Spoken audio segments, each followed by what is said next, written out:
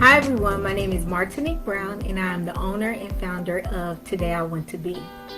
We are solving the problem of kids and youth not seeing someone who looks just like them in a variety of career fields. We are a career exploration resource for parents and educators, and through our interactive products and virtual interviews, kids and youth are able to see representation of their race and gender in career fields that they may not even know about. With every product we create, from our educational aids to our apparel and accessories, we are intentional about encouraging and helping kids and youth see that they can become anything they want to be. We are the only company who not only focuses on career exploration for kids and youth, but we also give them an opportunity to ask professionals about their careers every month during our free live virtual interviews as student co-hosts. If you are looking for a company that is dedicated to helping your child or student see that they can become anything they want to be, make sure you visit todayiwanttobe.com today.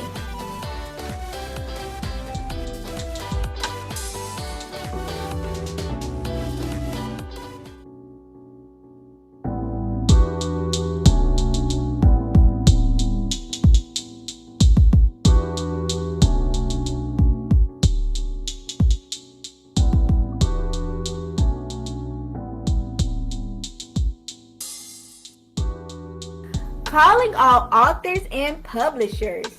Did you know Everything Authors has a free downloadable directory of platforms you can promote your book on? No longer will you have to search multiple places to market your book because you can find them here. Download your list today at everythingauthors.com/free-resources. That's everythingauthors.com/free-resources.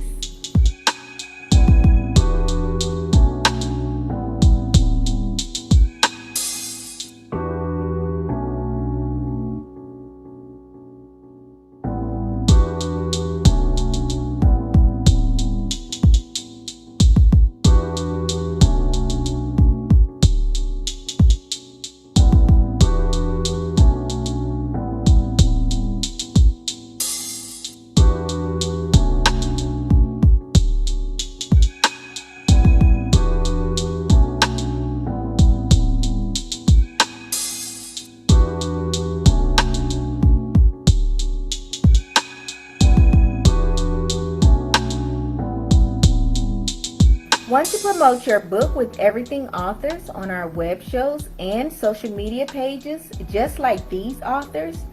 For less than $9 a month, learn more at bit.ly/promote on web show. That's bit.ly/promote on web show.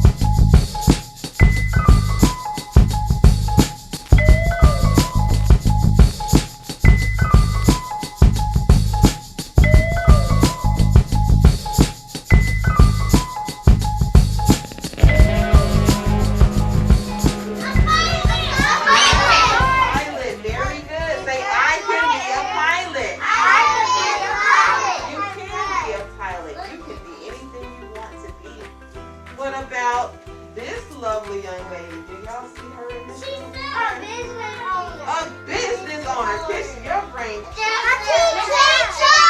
Can be a teacher like Miss Joseph. Very good.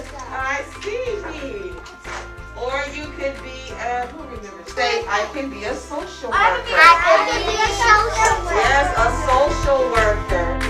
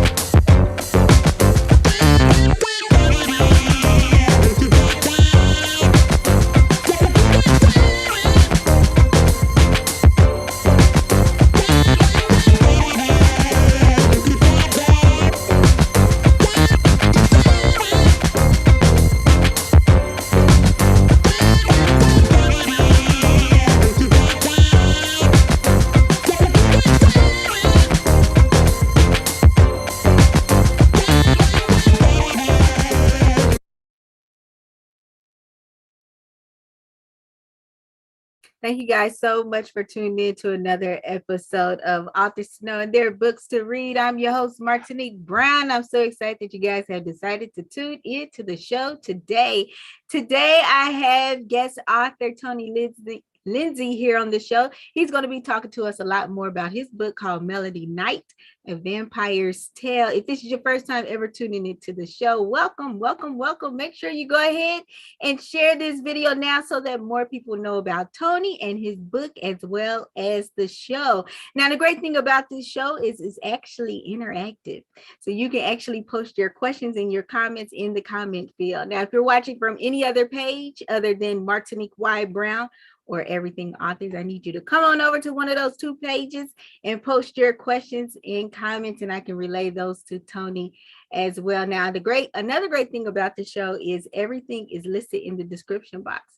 So you do not have to Google anything. Once you hear about Tony's book, you might say to yourself, man, I want to get that book. Let me Google it right quick. You don't have to do any of that because right there next to the $ is the book purchasing link. So once you click on that link, because we're just going to give you a little taste of the book. But once you click on that link, you'll actually be able to read the book summary as well. And if you want to stay in contact with Tony through Twitter, his website, or even Facebook, make sure you also visit that description box because it has his social media handles on there as well. So give us a virtual shout out. We will not bite you at all. Tony, welcome. Thank you so much for being on the show. Thank you. Thanks for having me, Martinique. Thank you. You are welcome. So can you tell the viewers just a little bit more about yourself and how long you've been a published author? Okay, sure. I'm a writer. I've been published since 99, 2000. first book was a murder mystery, One Dead Preacher. Um, that's a mystery series, One Dead Preacher, One Dead Doctor, One Dead Lawyer. Currently writing One Dead Activist. I That sounds write. so exciting in a gruesome way. Yeah. It's the same character, David Price. So actually he's a bodyguard, but he gets pulled into these mystery situations. Okay. So let's see. I write street lit, More Boy Than Girl, Chasing It, Urban Affair. I write psychological thrillers, The Killing Breeze, Melody Night. And I also write political pieces, Acorns in a Skillet. So I do a lot of, I try to write what comes on my mind, what sparks my interest. What I was told a long time ago, and I may have told you this before, but I was told by Sterling Plump that a good writer always has something to say. And I'm quite opinionated on most topics, so I always got something to say. So I haven't ran out of things to write about yet, which is a good thing for a writer.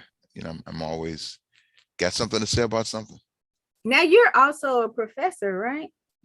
Yeah, I teach mostly composition, but I do get lucky sometimes that I can get to teach African American lit and creative writing, which is I'm really happy when I get those classes. But I only teach which I have a lot of fun teaching composition because I can pick what we write about, and so and I teach composition research papers, and I teach literature too. So now, are your students surprised when you tell them that you're also an author? Some are, but some people register because they have they've heard of me. But I'd say 80% are surprised. But some people actually take the class because they heard I was teaching it, which is always cool. That is cool. So shout out to Literacy Doc. She said, this is so exciting. It is exciting, Doc. It is. So now, what's the difference between urban literature and street literature? Or is that the same? It depends on who you talk to, right?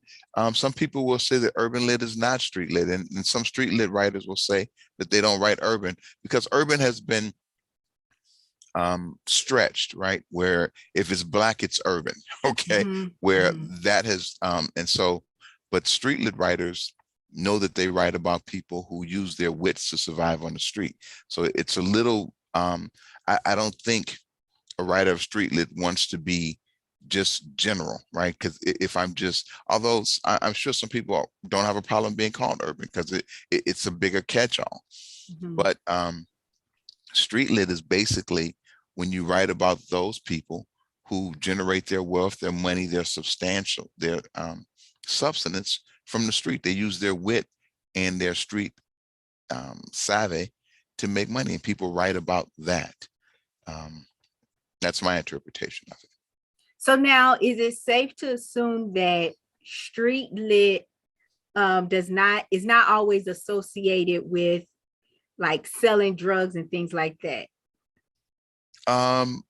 Sure. But because when you say making money, because when you say making urban money, literature is not always associated with selling drugs or hustling, but I think street lit is definitely from my experience. When I write street lit, I'm writing it purely from a hustler's perspective.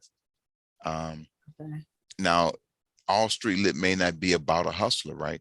It may be the milieu is street lit, but the story may be about a young boy, but he's in the milieu of a street lit environment, right? So everybody who writes a street lit book may not be writing about a hustler, but there are people who are in that milieu, in that environment. And that's what I think makes it street lit. Okay.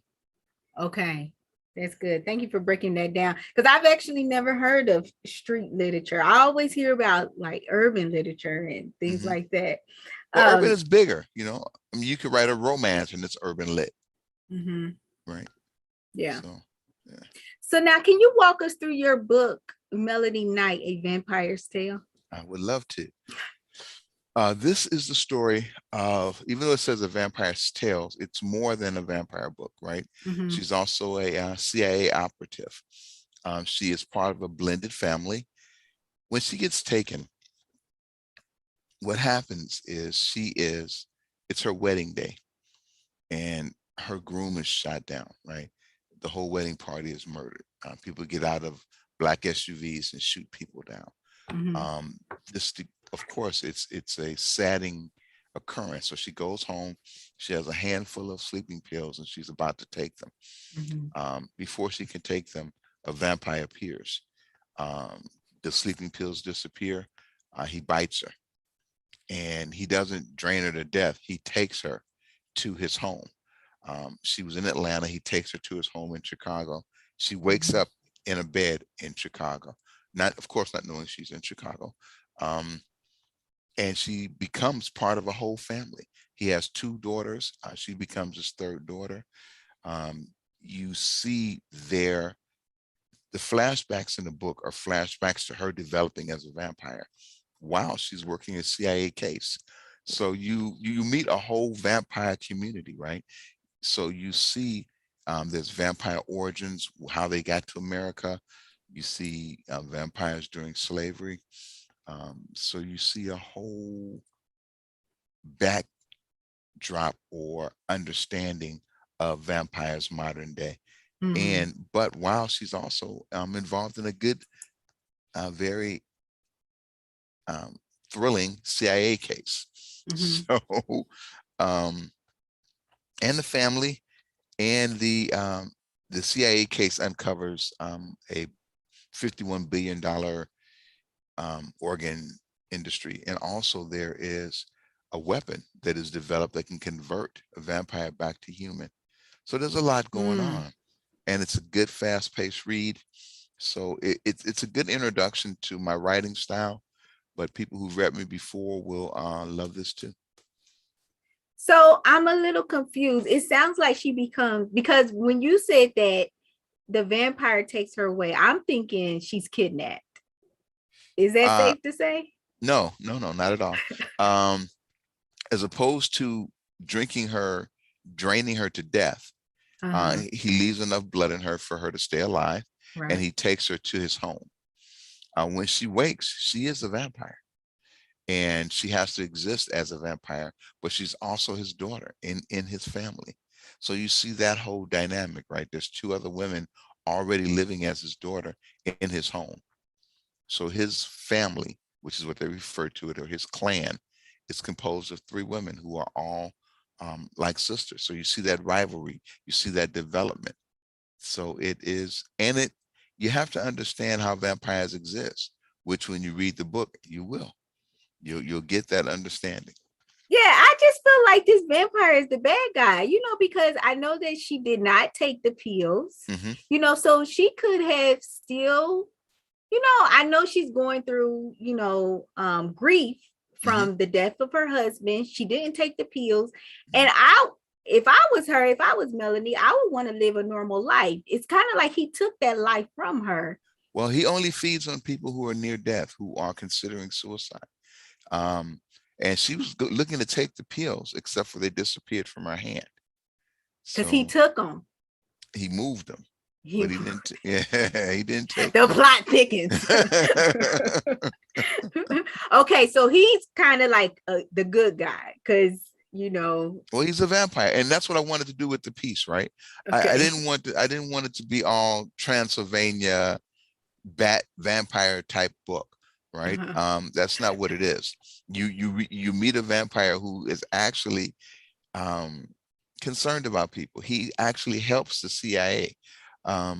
So he's a good guy that just happens to be a vampire. So now Melanie, she's accepting that she's a vampire, but she's also living her life as a CIA operative, correct? And a business person. Yep. She has a transportation business. She becomes a vampire, a CIA operative, due to the vampire that took her. Because of Daniel, his name is Daniel. Because of Daniel, she becomes a CIA operative. But she had a transportation business that she developed, and actually remembering that the transportation business came to be when she was a vampire too. So you see a whole development. When she was married, she was working in her family's shoe store business. The guy she was married was a dope dealer. who she was going to marry was a dope dealer. So you see that interaction, right? She didn't want to be bothered with him because she knew he drove the biggest car in the neighborhood. She did not want to be associated with him at all. So you see their courtship, you see him winning her over, right? But he dies. And I almost feel like I've given away too much of the story. No, I mean, it's very interesting because, you know, she's a college student. Yeah. When he meets her, and he's a drug dealer, and she's like, I ain't got no time for no dope dealer.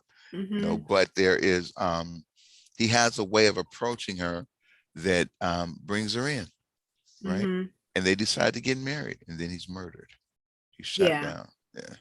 Yeah. And I don't know. That's just a very unique spin to a story, because can you tell me this? Are there a lot of books? You said when you said, I think you called it a blended family, right? When you say blended, do you mean multiracial?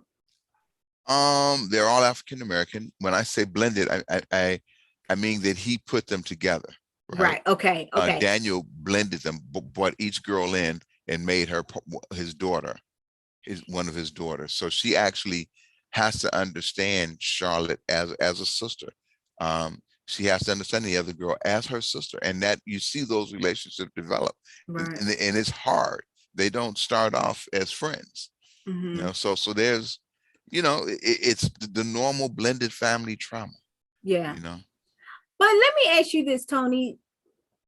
Okay, let's act like this was real life. Okay. And Melanie was human before she became a vampire. What are her friends and family members thinking? Like, is Melanie able to act the same as a vampire? Like, would anybody even know that she's a vampire now? Okay, so he took her away from her family. He took her away from Atlanta and brought her to Chicago. That's right. He gave her a new name, Melody Knight. Her old previous name, all of that is gone. So she has to accept that she has this new life as a vampire. That's why she's no longer a student. Yeah. She develops a new company. She becomes a CIA operative. She has a whole new life. Because again, she was ready to end the life that she had. I know, but it has to be people that's worried about her. Like, what happened to they are. And we get to see that in the book. Oh yeah, you see, but you see what happened, right? People disappear a lot, vampires, walk away from lives. It's kind of hard to still go to your biology class at 9 a.m. if you're a vampire, How did you get it sounds so real. Let me ask you this for our viewers that may not ask this question. Do you believe in vampires? Do I believe in vampires? In real life? Do I believe in vampires? Yes. I don't think that I would have a hard time believing that, but I could believe in them. I could see them being, because you make them sound so realistic. Yeah, I could see them being an entity. I have never met one. So we not think. Sure I would like to meet one, but I wrote another speculative fiction book called it got two titles. It was first published under Prayer of Prey, then it was published under Street Possessions, right? And in this book, this African king who sells his own people as a slavery, he's reborn, right? And he's reborn into the life of an addicted person. And in this book, he makes a prayer to Satan, and people actually came to me and asked me, did I believe, and was I a devil worshiper? Because I wrote this scene where this guy prays to the devil. And no, I'm not a devil worshiper, but I know the devil worshipers exist. A vampire could exist. I've never met one, but that doesn't mean that they don't exist. But from doing the research, I saw that there are societies in New York that date, they call themselves vampires. They date each other who call themselves vampires. So, but I've seen that research has shown me way more than I thought existed. The whole vampire societies, clubs, they live a vampire's life. What made you interested in writing a book about vampires though? Well, it started out, a publisher asked me to write a vampire book. Okay. Initially, my knee-jerk reaction was, okay, I'll get to it. I wrote the book, and from writing the book, the character took me over, right? So I got way deeper into it than I thought I was going to get. So it took a considerable amount of time. The publisher lost interest. Really? Yeah, they were like, we moved on to something else. It took me like 3 years, almost 4 years to write this book, and I think they thought I was going to write it in like a week or something, and that just wasn't how it occurred. Although it's a short book, it's a short book with a lot of issues. So and that's how it came to be. Would I Why write did another? Go ahead. I'm sorry. why did it take you so long to write it? It was layered. I wanted it to be a layered story. I wanted it to not just be a Transylvania blood-sucking vampire, right? I wanted her to have relationships, involvements, and she moves differently, right? She doesn't turn into a bat and fly away, right? She moves gaseously. I wanted to create a whole modern day vampire, and that's what I did. So does she remember her old life? Oh yeah, yeah.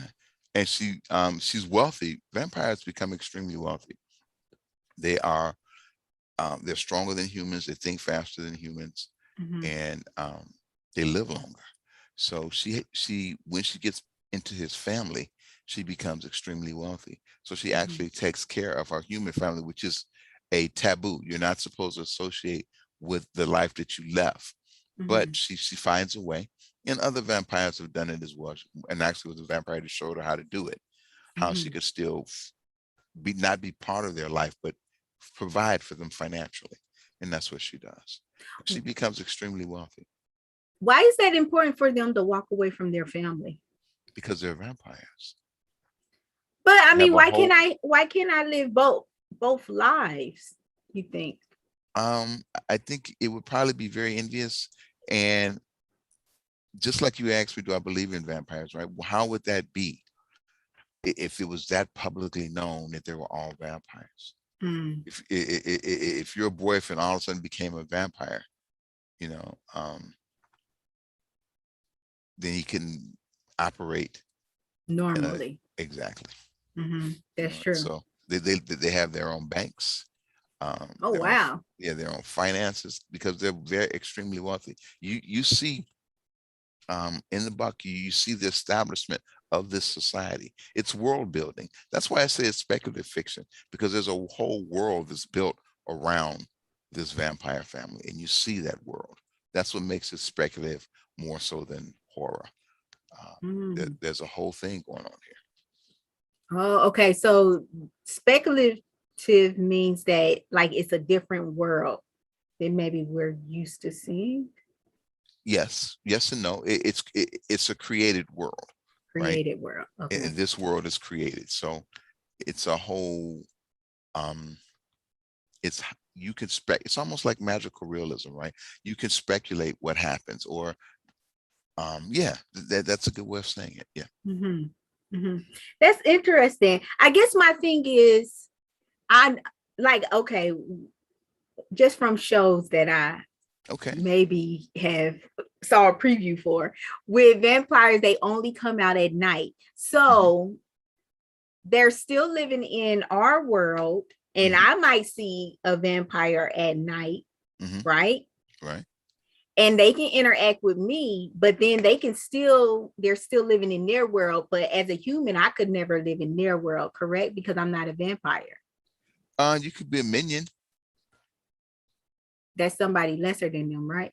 They generally work, and they become extremely wealthy working with vampires. They are not like a servant, but they work for them, right? Her minion is almost as wealthy as she is, right? In their transportation company. He makes deals that she can't make in the daytime. This is making so much sense. It really is. It makes so much sense. So, when you're talking about Melody, um, you mentioned that she was African American. Are there many books that are about vampires that features African American? Yeah. Macy L.A. Banks, she's deceased, but she wrote vampire books. Brandon Macy, I believe, has written some vampire books. Um, I discovered a PhD who studied Black female vampires. Her doctorate is in the study of Black female vampires. So, or the character, the characters of Black female vampires. So it's a large genre, right? I mean, there's a whole vampire genre. I think this is not, I wouldn't call it a vampire genre book, because even though the character's a vampire, it's non-traditional in the fact that she's a CIA agent, in the fact that there are flashbacks to her vampire development, right? You just don't, you're not like with her stalking a play. You're with her doing her CIA business. You're with her doing her transportation business. You're with her when she goes out and recruits a new minion. You're with her developing her own family. She even though she's taken by Daniel, she has her own family. She has a son and a daughter of her own. So you see her developing a family, with Daniel being the grandfather, right? So does she remarry? Not necessarily, no. Vampires can't create life, right? Okay. They're dead. Yeah, they're dead. They can't create life. So, but she does, Daniel dies. And that's a whole mystery that develops, or that starts the whole thriller part of the story. He's actually murdered. Wow. But you see her family, right? You see her as a female vampire taking a male vampire who is angry that she took him because he wanted to blow his head off. He wanted death, and she stopped him from getting death. So he's mad about that. Yeah. So you see that's why it took so long to write. Yeah. So many layers, like you said. But that's interesting how you just mentioned the person that wanted to die, and then that person got upset with her, but now he's living a new life. So it's kind of like he's able to, but it's like he's getting a rebirth. Like, okay, now I know you hated that human life that you was living. Let's see how you do with becoming a vampire. And he develops. It's not an easy road, but he does develop to the point where he would die for her. He becomes accepting of this vampire existence, right? When now there's a development of a weapon that can convert. Her sister actually develops a weapon that will convert a vampire back to being human. So you have that choice in the novel going on as well, where a vampire can say, hey, I may want to transition. And I'm not going to say who does or who doesn't, but there, that's in there, Well, you make the sister very intelligent if she was able to create something. Oh yeah, you see her studying for her PhD. There are again, these are not in the alley hiding vampires. Yeah. Yeah. These are people working jobs, running companies, doing things. Well, talk to us about the whole notion of everything being done at night, because if she is a CIA operative, then her job isn't, is she only working a night shift? How does that look? It looks really good, because you meet her going to meet a guy at a hotel. So it does not ring out of the open, right? You can actually see, because the CIA knows that they're vampires, right? So they know that these people are vampires and they work for us, and they're trying to get more control over them, because she makes decisions to kill people that the CIA want relationships with. She's like, nope, he's out of here. And they're like, these damn vampires, man, they are not following. They're not following orders. Right. And so, but you see them knowing that they're vampires. And then you also have slayers in here. And slayers are people that hunt, kill, and, vampires. So the slayers have actually, the CIA has contracted the slayers to help them control the vampires a little bit. And that doesn't go very well. Vampires aren't very happy about that. So now, what do you want people to walk away with when they read your book, Melody Night, A Vampire's Tale? An understanding of acceptance for life, right? An appreciation for life, and to know that things change, right? And I want them to walk away being impressed with Melody and her growth, right?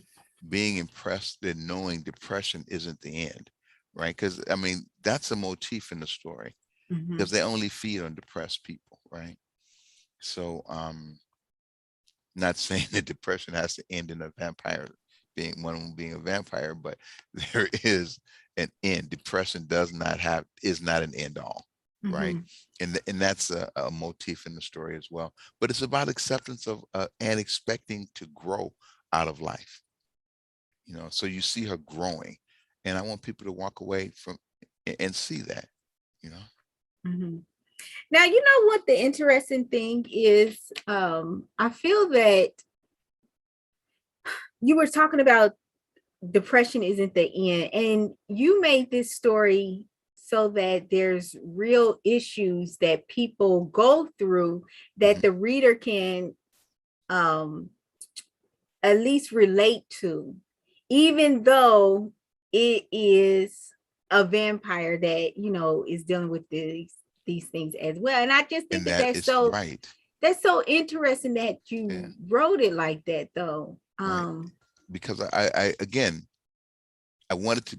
It is more than just a vampire story, and but it's a hell of a vampire story, because you have vampires that don't want to be vampires who make this change, and they have the availability to make that change. That's why I call it speculative fiction more than horror. It's more speculative than horror. What surprised you? Which makes it hard to market. Go ahead. I'm sorry. That makes it hard to market. Why is that? Because it doesn't fit into a horror genre, and speculative writers are a little, they've cut out a niche, and they're happy with that niche, and they don't particularly want a vampire novel in there. Because I mean, speculative, Octavia Butler, Nalo Hopkins, Nnedi Okorafor, these are speculative writers, right? They create worlds. This is a created world, but it's not a fantasy world, right? It's not, but it is fantasy to a certain degree. So I'm happy calling it speculative, but it has a main vampire character. When I was at the festival this weekend, a lady was like, well, it is speculative, but he has a vampire on the cover, but I understand what you're saying. So yeah, again, it's going to be a little bit difficult, but it will be like the rest of my stories. It just fits into, it doesn't really fit into a neat category, other than it's a very good book. That's the category that it fits in. It's an outstanding read. Yeah. What surprised you when you was writing this book? What surprised you about yourself, and what also surprised you about the characters that you developed in a Melody Night? I was surprised at her acceptance of being a vampire. And I was surprised at her devotion to the family that was around her, to the blended family. She becomes extremely devoted. I was surprised at how warm and interacting the family became, how supportive of each other that they were. So that's what surprised me. Because I didn't write this piece expecting it to be about family, but it ended up being about family. And what surprised you about yourself in writing this book? If anything. Yeah. Um, the whole um, appreciation for speculative fiction, right? Mm-hmm. Um, I write street lit murder mysteries, urban drama. So now I read speculative fiction, but to have written a piece, it surprised me because when I finished it, I was like, oh my God, it's speculative, Mm-hmm. and that's, when I was given the assignment, I think they wanted it to be more about vampire slaying because that's what L.A. Banks, she wrote about these people who killed vampires, right? I Mm-hmm. didn't do that. I made it the vampire was was the protagonist, was the person, was who was going on. This is who the reader is going to be thinking about when they're reading this book, Mm-hmm. right? It's not about killing the vampire. It's about being with the vampire and almost being envious of the vampire. Mm-hmm. Mm-hmm. So, I feel that the person that first asked you, or the publisher that first asked you to write the book, have you ever went back to them and just said, like, you should read this book because it's really great?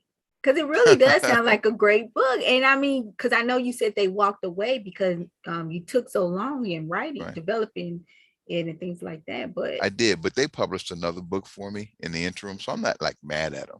yeah, You know yeah, what I'm yeah. saying? Yeah, but no, I that's just what happened. I did tell them when I finished it that it was done, but again, you know, in this industry, man, you got to be on it. Things change. Mm-hmm. I should have really been more dedicated to the to when he told me about it. I should have had the book like 6 months later, but I didn't. But again, in the interim, they published another piece for me, so I'm not mad.